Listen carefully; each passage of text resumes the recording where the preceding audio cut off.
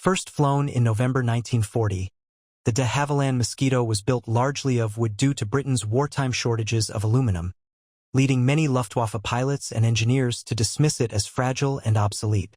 By 1941 to 1943, Mosquito aircraft of RAF Photo Reconnaissance Units, Pathfinder Force, and Bomber Command were routinely flying faster and higher than German Bf-109s and Fw-190s, conducting daylight reconnaissance and precision bombing missions deep over Berlin, the Ruhr, and occupied Europe.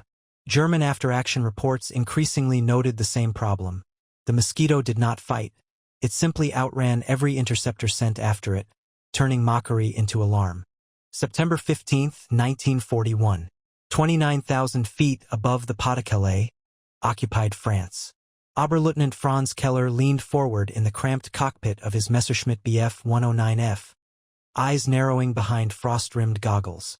The Daimler-Benz engine howled at full power, the aircraft shuddering as it clawed upward through thinning air. His fuel gauge was already dipping faster than he liked. At this altitude, every second mattered. Ahead of him, far ahead, was the target. A twin-engine aircraft, pale against the hard blue of the morning sky, slicing westward toward the channel.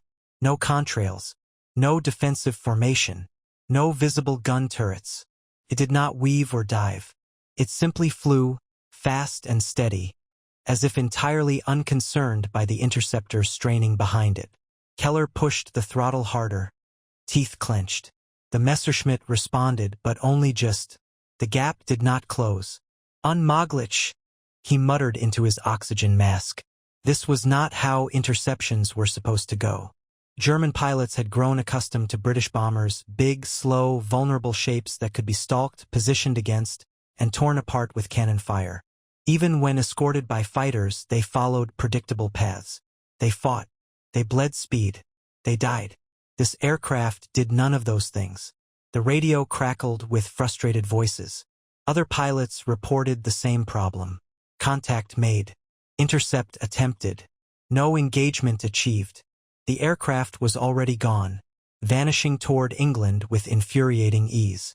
By the time Keller broke off pursuit, his engine temperature was climbing dangerously. He turned back, empty-handed, anger simmering beneath the professional calm expected of a Luftwaffe officer. Later that day, his report would be filed, read, and quietly dismissed. A fast reconnaissance aircraft, possibly experimental, possibly wooden. Nothing to worry about, at least not yet. Across the channel, in a quiet dispersal hut at RAF Benson, Flight Lieutenant George "Johnny" Morrison removed his flying gloves and grinned faintly as ground crew swarmed his aircraft. The Mosquito's engines ticked as they cooled, the wooden skin unscarred, the cameras in the bomb bay already being unloaded. Another clean run. Morrison had heard the rumors filtering back from intelligence briefings. German pilots were complaining. Radar operators were confused. Flak crews were firing wildly and hitting nothing. It was almost amusing, if it weren't so deadly serious. The Mosquito was doing exactly what it had been designed to do. Just a year earlier, many of the men now praising it had laughed at the idea. In late 1940, Britain had been desperate. The Battle of Britain had ended in survival rather than victory. Fighter command still stood, but it stood on exhausted legs. Aircraft losses had been heavy. Pilot fatigue was chronic. Factories worked around the clock under blackout conditions, repairing damage from Luftwaffe raids and struggling to meet demand. And aluminum, essential for modern aircraft, was in critically short supply. Into this environment stepped Geoffrey de Havilland with a proposal that bordered on heresy. A fast bomber built largely of wood. Not wood as a stopgap. Not wood as a compromise. Wood as a design choice. The Air Ministry recoiled. Would belong to the past. The future of air combat was metal, stronger alloys, heavier armament, more armor. The idea that a wooden aircraft could survive modern combat seemed absurd. German engineers, when they later heard rumors of it, laughed openly. But de Havilland was not interested in tradition. He was interested in physics. Wood was light. Properly bonded, it was strong.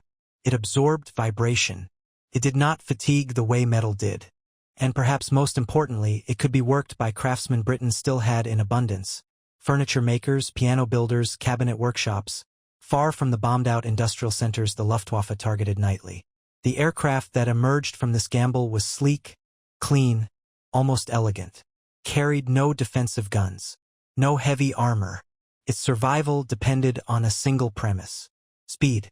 When the Mosquito first flew in November 1940, even its supporters were surprised. It was faster than expected, higher flying than projected. Pilots reported handling that felt more like a fighter than a bomber. Still, skepticism lingered. An aircraft could be fast in tests and still fail in war. The Air Ministry hedged its bets. The first production order was small, the role carefully limited. The Mosquito would be evaluated as a photo reconnaissance aircraft, unarmed, unescorted, disposable if necessary. If it failed, the loss would be acceptable. If it succeeded, by mid-1941, success was becoming impossible to ignore. Mosquitoes were flying deep over occupied Europe in daylight, returning with photographs of astonishing clarity. German air defenses reacted, but never in time. Fighters climbed and chased. Flak erupted uselessly below, and the aircraft vanished back across the channel untouched. In German mess halls and briefing rooms, the reports sounded ridiculous. A wooden airplane outrunning frontline fighters? It became a joke. Until pilots like Franz Keller realized the truth firsthand. The Mosquito did not need to fight. It simply refused to be caught. October 1941. Jever Airfield, Northern Germany. The laughter came easily in the mess hall that night. Oberleutnant Franz Keller sat at the long wooden table with other pilots from Jagdgeschwader 26. Their flight jackets draped over chair backs, boots streaked with oil and mud. Someone had just finished recounting another failed interception. Another ghost aircraft that had slipped through radar coverage and vanished before guns could be brought to bear. A British piano with wings, one pilot joked, lifting his beer.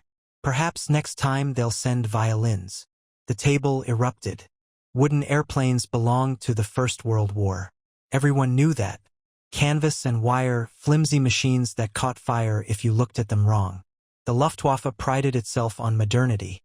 Metal monoplanes, fuel-injected engines, cannon that tore bombers apart in seconds. The idea that Britain, battered and resource-starved, would revert to what felt like desperation masquerading as innovation. Keller laughed with them. He had laughed before. It was easier than admitting frustration. Yet when the noise faded and the jokes drifted elsewhere, the facts refused to disappear. Interceptions were failing. Radar stations along the coast were reporting brief, inconsistent contacts at altitudes that pushed the limits of effective tracking. Fighters scrambled, climbed hard, burned fuel, and returned without firing a shot. Flak units complained their calculations were useless. The aircraft crossed their engagement envelopes too quickly. And the photographs. German intelligence analysts studying British bombing patterns noticed something unsettling. Targets once considered safe, deep inland, heavily defended, were appearing in startling detail in Allied planning documents. Ports, airfields, industrial layouts. Someone was looking closely, very closely. The conclusion was unavoidable. The Mosquito was not a novelty. It was an intelligence problem. In Britain, the mood was very different. At RAF Benson, reconnaissance crews reviewed their photographs with quiet satisfaction. Prints were pinned to boards, magnified, measured. Every sortie brought back information that had once cost entire squadrons of slower aircraft. The Mosquito's pilots spoke less about heroics and more about discipline. Maintain speed, hold altitude, trust the aircraft. There was no room for bravado. Survival came from precision, not aggression. That discipline paid off. Losses remained astonishingly low. As autumn turned to winter, the Mosquito's role began to expand, almost without ceremony. What had started as reconnaissance evolved into something more daring. Bomb racks were fitted. Crews trained to deliver small payloads with exacting accuracy. Targets were chosen carefully. Radio stations, railway control centers, headquarters buildings. Not cities. Not yet. The idea was not destruction. It was disruption. German pilots noticed the shift almost immediately. Reports of small, precise explosions began to appear alongside reconnaissance complaints. Single aircraft. No warning. No follow-up. Just damage inflicted at moments of maximum inconvenience. Still, the laughter persisted. High command dismissed the threat as marginal. The Mosquito was fast, yes, but lightly built. Vulnerable if caught. Sooner or later, the Luftwaffe would adapt. Faster climbs. Better coordination. Improved radar. Sooner or later. For pilots like Keller, that reassurance rang hollow. He had chased the aircraft himself. He knew how it behaved. It did not jink or dive like a bomber under attack. It did not bleed energy. It simply flew as if the interceptors did not exist. In the sky, doctrine mattered less than physics. And physics was not on the Luftwaffe's side. As winter set in, a quiet unease crept into German fighter units. The joke no longer landed the way it once had. Pilots still laughed, but more out of habit than confidence. Because somewhere deep down they understood something had changed. The enemy was no longer playing the same game, and the rules they had mastered no longer applied. December 7, 1941. 31,000 feet above the Ruhr Valley. The Mosquito shuddered briefly as it punched through a layer of thin cloud, then settled into smooth, effortless flight. Flight Lieutenant Peter Langston adjusted the mixture controls by instinct, eyes flicking between the airspeed indicator and the engine temperatures. The needles sat exactly where they should. The aircraft felt light, eager, almost impatient. Below him lay the industrial heart of Germany. Steel mills, power stations, rail yards feeding the Reich's war machine. Somewhere down there, radar stations were already trying to make sense of what they were seeing. Somewhere else, fighters were scrambling, engines screaming as they clawed for altitude. Langston knew the routine. They would be late. The Mosquito's great advantage was not a secret to those who flew it, but it was poorly understood by those who tried to stop it. The aircraft was not simply fast in a straight line. It held its speed where others lost it. At altitude, where air thinned and engines gasped, the Mosquito thrived. Twin Rolls-Royce Merlin engines, carefully tuned and married to a clean airframe, delivered performance German pilots struggled to match once climb rates flattened out. Fighters like the Bf-109 and FW-190 could climb quickly, but only for so long. Pushing them higher meant sacrificing speed. Chasing the Mosquito meant choosing between altitude and interception. Either choice favored the intruder. Langston's navigator called out the target. A railway control complex, critical to coal movements feeding Ruhr factories. The Mosquito carried a modest bomb load, nothing compared to a heavy bomber, but it didn't need more. The release was clean. The aircraft barely flinched as the bombs fell away. Langston rolled gently, already accelerating. Below, small explosions bloomed among tracks and signal buildings. Not annihilation, disruption. And then, as always, the retreat. Flak erupted late and low. Fighters appeared as distant specks, climbing hard but hopelessly behind. Langston did not watch them. He had learned that lesson early.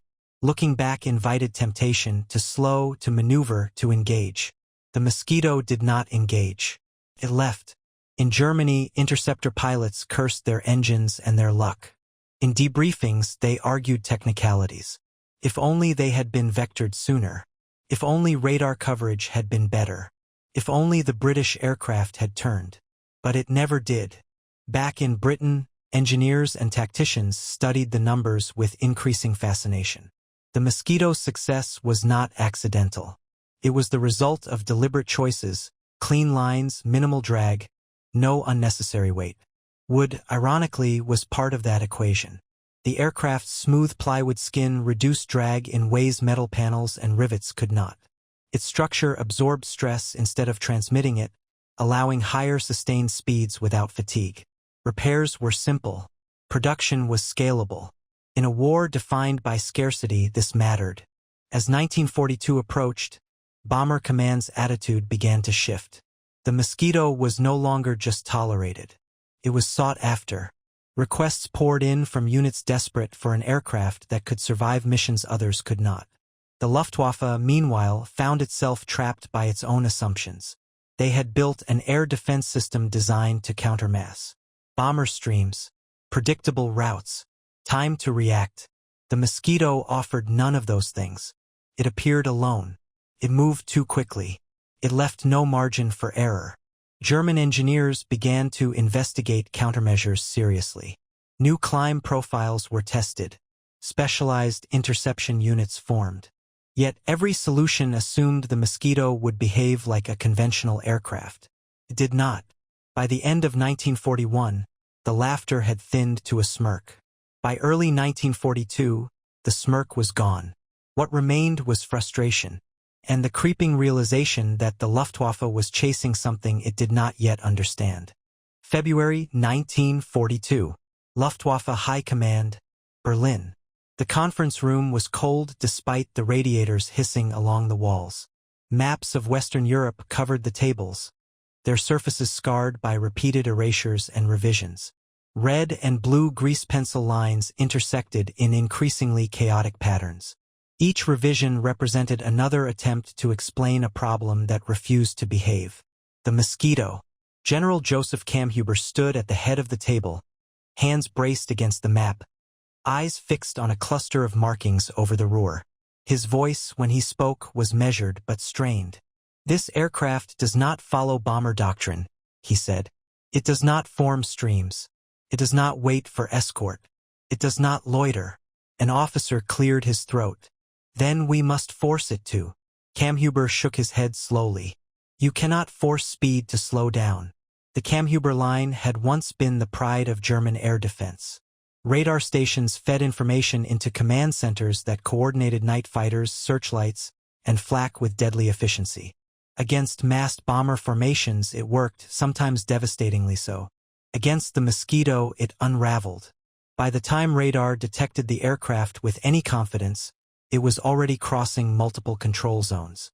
Controllers scrambled fighters that never quite caught up. Flak crews fired at predicted positions that the Mosquito had already passed.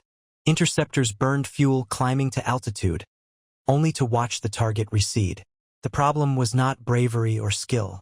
German pilots were among the best in the world. The problem was time. The Mosquito denied it. Back at operational airfields, pilots like Franz Keller felt the change firsthand. Briefings grew tense. Intercept vectors became more speculative. There was less certainty, more guesswork. And in the sky, the pattern repeated. One afternoon over northern France, Keller spotted the now familiar silhouette again. Twin engines, clean wings, no visible armament. He rolled into pursuit immediately, pushing his Bf-109 to its limits. The aircraft responded eagerly, but the Mosquito responded better. The gap widened. Keller watched, powerless, as the British aircraft climbed away with contemptuous ease. No evasive maneuvers, no panic, just speed. When he landed, his report was blunt. Interception impossible under current conditions. Such reports piled up.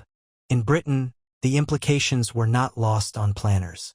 The Mosquito was no longer just an aircraft, it was a tool that exposed systemic weaknesses in the enemy's defenses. Bomber Command began to think differently. If a single aircraft could pass through the most heavily defended airspace in Europe unscathed, what could it do when paired with intelligence and timing? Small-scale bombing operations increased. Targets were selected not for size, but for effect. Communications hubs, rail junctions, administrative centers. Each strike forced the Luftwaffe to react. Each reaction consumed resources. Each consumed resource was one less available elsewhere. The Mosquito was shaping the battlefield before the main force ever arrived. German engineers continued to search for answers. Some proposed faster interceptors. Others suggested new radar techniques. A few even questioned whether speed alone could continue to provide immunity. But time was against them. The war was expanding. Resources were thinning. And the Mosquito was multiplying. What had begun as a joke had become a strategic headache. And it was only getting worse. January 30th, 1943. 26,000 feet over Berlin. The sky above the Reich capital was painfully clear, a winter blue so sharp it felt brittle. Below, Berlin prepared for ceremony. Flags hung from government buildings. Loudspeakers crackled to life along wide boulevards. Reichsmarschall Hermann Göring was celebrating his birthday, and the capital was expected to listen. Oberleutnant Franz Keller was on ground duty that morning, standing near the operations shack at his airfield west of the city.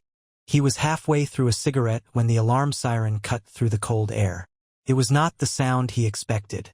No long build-up. No cascading radar reports of bomber streams forming over England. No time to prepare. Just a sudden, urgent wail. Radar operators were shouting. Fast contact. High altitude. Already inbound. Before fighters could be properly scrambled, a lone Mosquito crossed directly over Berlin. In the cockpit of the British aircraft, Flight Lieutenant Bill Kendall kept his hands steady on the controls. There was no tension in his posture. This was not a desperate dash through hostile skies. It was a demonstration. The Mosquito was unescorted.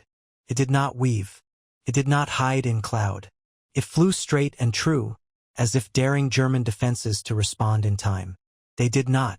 Kendall's navigator counted down. The bombs fell small, precise, detonating near the broadcast center just as Göring's address was scheduled to begin. The explosion echoed across the city, not with the violence of mass destruction, but with something far more humiliating. Timing. The Mosquito banked gently and turned for home. Flak erupted seconds too late. Fighters launched into empty sky. By the time Keller's squadron was airborne, the intruder was already beyond reach, accelerating westward with infuriating calm. Back on the ground, Keller listened to the radio traffic in stunned silence. There was no excuse left. No technicality to hide behind. No laughter. The Mosquito had flown over Berlin in daylight, alone, and nothing had stopped it. In the aftermath, Luftwaffe command was shaken. This was not just another failed interception, it was a psychological blow. Berlin was supposed to be secure. The capital was the symbol of German air power, defended by layers of radar, flak, and fighters. The Mosquito had sliced through all of it like it wasn't there. Reports from across the Reich painted the same picture. Radar had detected the aircraft too late. Fighters had been too slow. Flak had been useless. And the conclusion, now impossible to ignore, appeared again in technical assessments. The aircraft was made of wood. By early 1943, the tone in German briefings changed. The Mosquito was no longer mocked. It was discussed with concern. Specialized interception tactics were ordered. Units were reassigned. Resources diverted. But adaptation lagged behind reality. In Britain, the Berlin raid was understood for what it was. Not a bombing mission in the traditional sense, but a message. Speed could humiliate power. From that moment on, Mosquito operations expanded rapidly. Precision raids struck administrative centers across occupied Europe. Gestapo headquarters, railway control hubs, radio stations. Each attack carefully timed for maximum disruption. For German pilots, the Mosquito became a source of dread. It did not arrive in waves. It did not announce itself. It did not stay to fight. It simply appeared, did its damage, and left them staring at empty sky. The laughter was gone. In its place was something far worse. Respect and fear. March 1943. Northern France. The morning airfield briefing was short, tense, and unsatisfying. Oberleutnant Franz Keller stood with his helmet tucked under his arm as the intelligence officer pointed at a map littered with question marks instead of confident red arrows. The Mosquito's last known position was already outdated by the time it was spoken aloud. High altitude, extreme speed, likely alone, the officer said. You will climb immediately. Keller said nothing. None of them did. They had heard this before.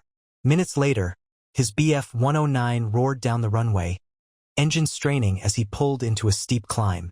The sky above was deceptively calm, a pale canvas that offered no hint of the enemy's presence.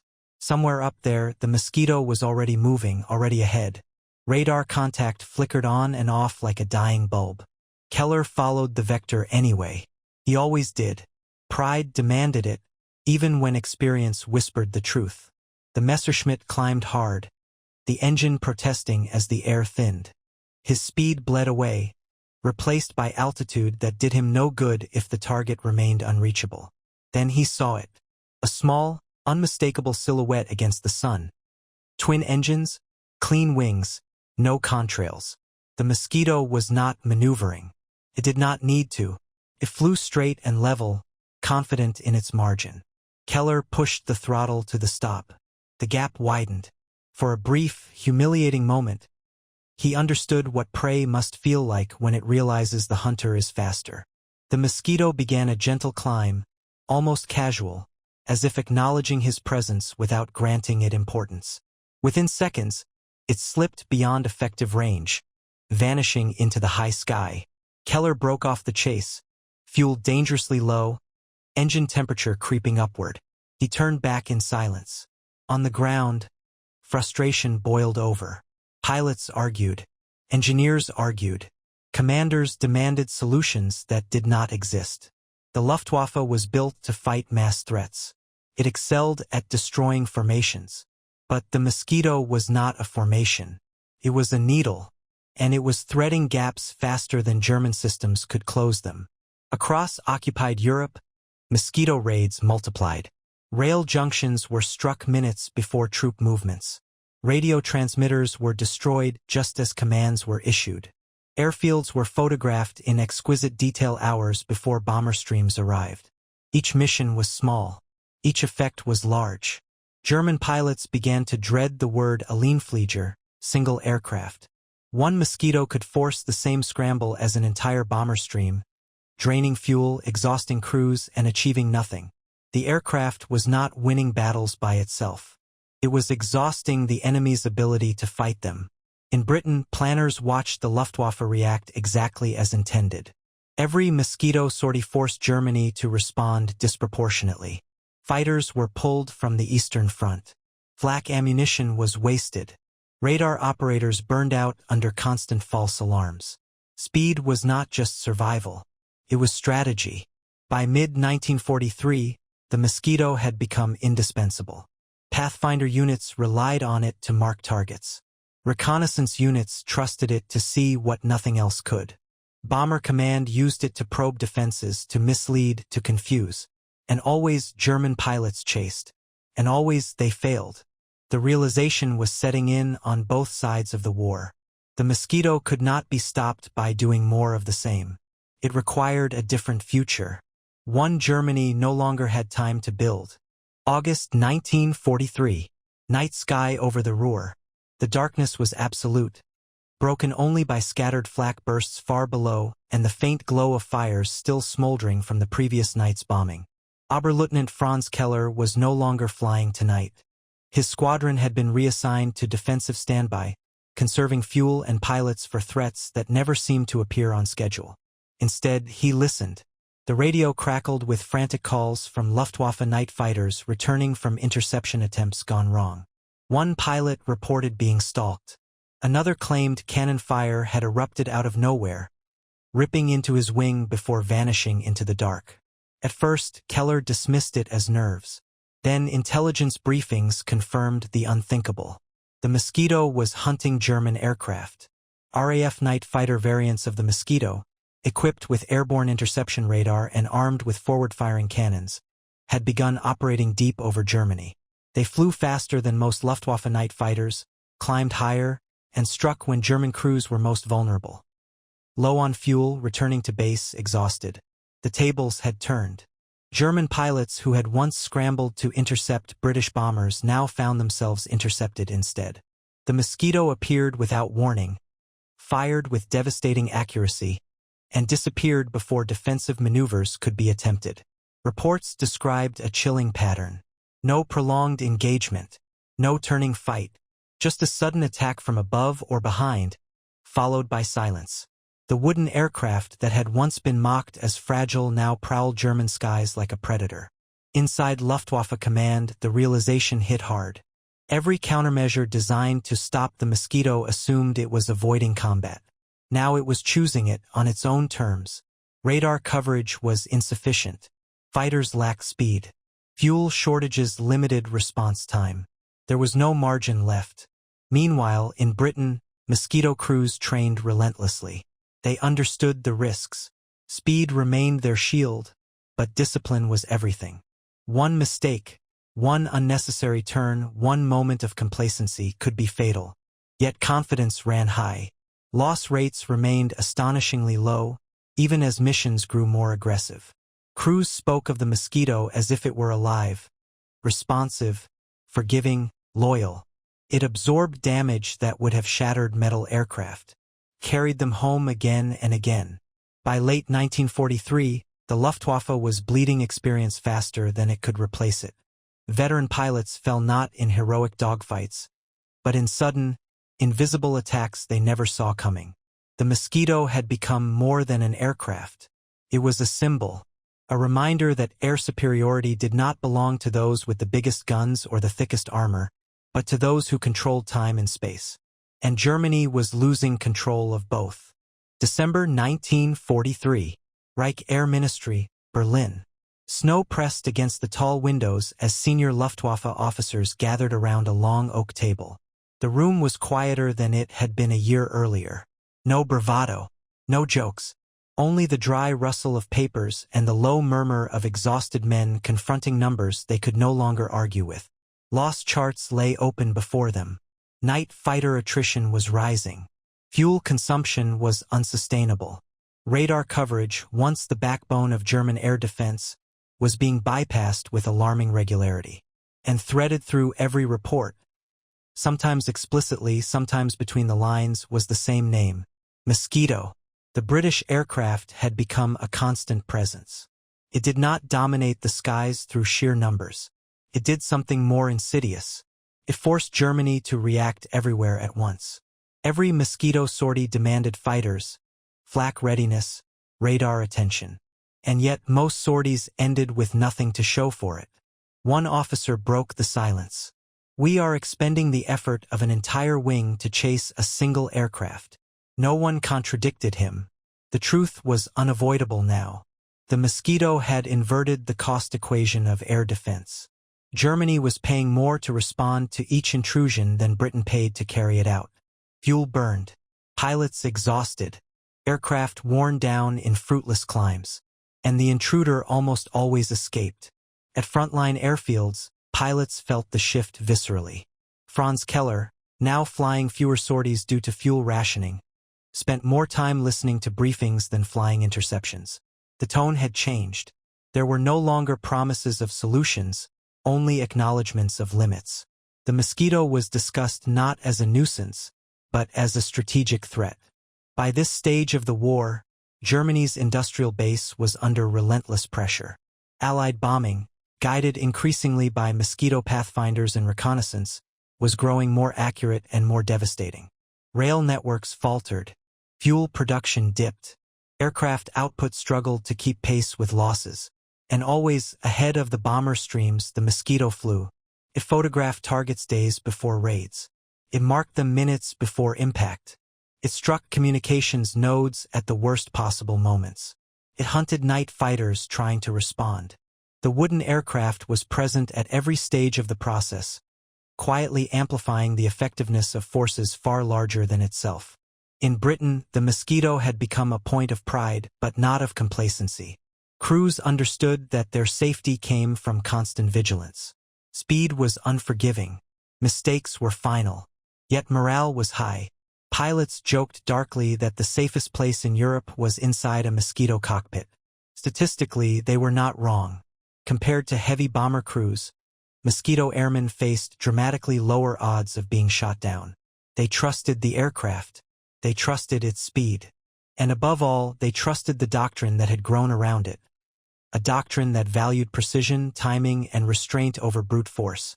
For German pilots, the realization was crushing. They were no longer losing because they were outnumbered alone. They were losing because the enemy was playing a different game. And that game had been decided the moment Britain chose wood over metal. June 6, 1944, 3:12 hours. Over the English Channel. The sea below was a shifting sheet of black glass, broken only by faint wakes and the occasional glint of moonlight on steel. Flight Lieutenant Peter Langston flew by instruments alone, hands light on the controls, trusting the Mosquito to do what it had always done. Move faster than danger. Somewhere beneath him, thousands of ships were crossing toward Normandy. Operation Overlord had begun. For weeks, Mosquito crews had flown relentless reconnaissance missions, mapping coastlines, photographing gun emplacements, tracking rail movements deep inside France. The photographs were so detailed that analysts could identify individual obstacles placed on beaches. German commanders would later admit they never understood how the Allies knew so much. Langston did. Speed had delivered truth. As the invasion fleet moved, Mosquitoes were already ahead of the chaos, striking communications centers and radar stations moments before German units tried to coordinate a response. Radio towers went silent. Command posts were thrown into confusion. Orders arrived late or not at all. German pilots scrambled into the night, but the familiar pattern repeated. Radar contacts flickered. Intercept vectors came too late. The Mosquitoes were already gone, slipping through gaps before defenses could even close. Oberleutnant Franz Keller listened from the ground, now more administrator than fighter ace. He heard the same reports he had heard for years, only now they carried a finality he could not ignore. The Mosquito was not just outrunning the Luftwaffe anymore. It was shaping the battlefield. As dawn broke over Normandy, Allied aircraft filled the sky in overwhelming numbers. Fighters and bombers dominated the airspace openly now, no longer needing stealth. The Luftwaffe, battered and exhausted, could not contest them in strength. But beneath that mass, the Mosquito's influence was everywhere. Pathfinder units marked targets with precision that bordered on surgical. Reconnaissance Mosquitoes confirmed which bridges had fallen, which rail lines were still functioning, which German units were moving, and which were paralyzed. Night fighter variants prowled the edges of the chaos, waiting for desperate German aircraft trying to respond. For Keller, watching the reports unfold felt like the closing of a long argument he had lost years earlier. He remembered the jokes, the laughter in the mess hall, the idea that a wooden aircraft could not survive modern war. He no longer laughed. By late 1944, the Luftwaffe was a shadow of itself. Fuel shortages grounded aircraft. Training hours collapsed. Experienced pilots were irreplaceable losses. Germany still had planes, but it had lost time, initiative, and confidence. The Mosquito kept flying. It flew into 1945, striking targets in broad daylight with near impunity. It guided bombers, hunted night fighters, photographed collapsing defenses. Loss rates remained astonishingly low until the very end. When the war in Europe ended in May 1945, Allied analysts compiled their assessments. Aircraft were ranked by tonnage dropped, sorties flown, losses sustained. The Mosquito stood apart, not because it was the most destructive, but because it had proven something fundamental. Air warfare was no longer solely about firepower. It was about speed, precision, and denying the enemy time to think. German pilots had laughed at the wooden Mosquito. Then they had chased it, and finally they had realized the truth. They were never going to catch it.